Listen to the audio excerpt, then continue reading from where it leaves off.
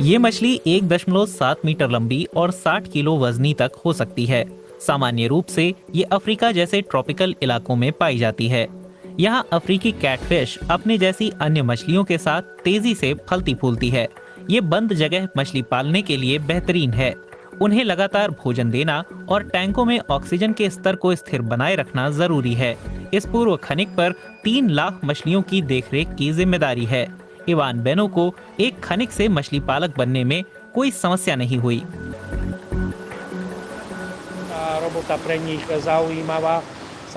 रोचक काम है।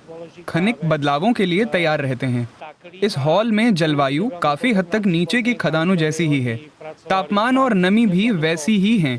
यहाँ काफी गर्मी है, करीब 28 से 29 डिग्री। स्लोवाकिया में हांडलोवा की लिग्नाइट खदानें कई साल तक मुनाफा नहीं दे पाईं। अब वो बंद हो चुकी हैं, लेकिन कंपनी बदलावों के लिए तैयार थी। इसलिए उसने 1.5 करोड़ यूरो से ज्यादा का निवेश कर यहाँ फिश फार्म बना दिया। ऐसे निवेश के लिए सबसे अहम क्या रहा?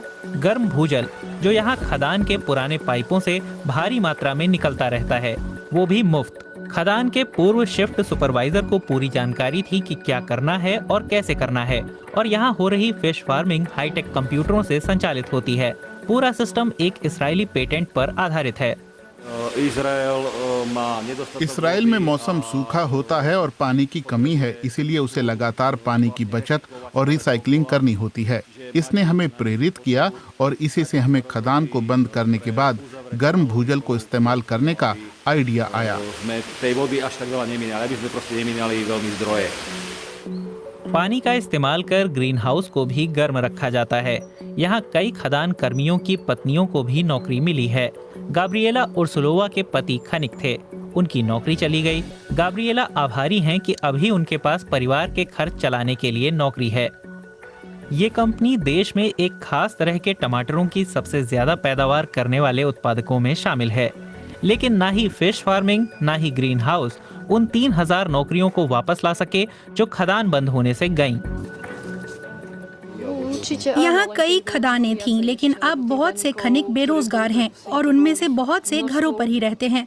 उनके लिए सामंजस्य बैठाना और नई नौकरी खोजना मुश्किल है।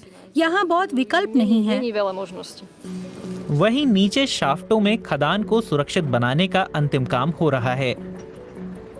पुरानी मशीनों, कन्वेयर बेल्टों और बिजली प्रणालियों को खत्म किया जा रहा है और खदानों को ऐसा बनाया जा रहा है कि वो धंसे नहीं।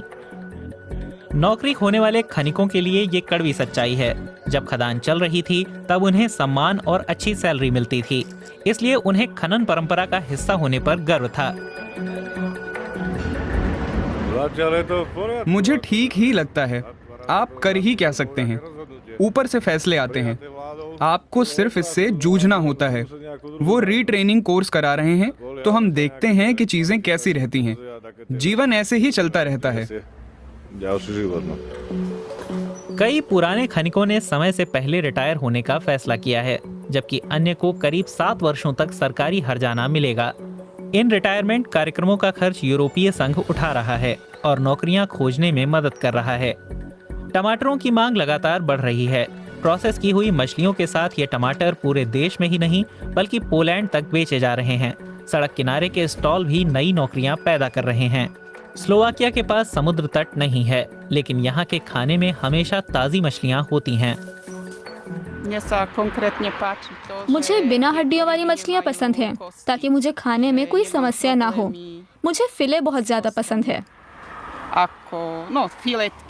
फिश फार्म और ग्रीन हाउस बनाने का काम भी रातों रात नहीं हो गया। इसमें कई वर्ष लगे, लेकिन इन प्रोजेक्ट से खनन वाले इस इलाके पर पड़ने वाले बुरे प्रभावों को कम करने में मदद मिली है। ये उन इलाकों के लिए एक मॉडल बन सकता है जो कोयला खनन से दूर जाना चाहते हैं।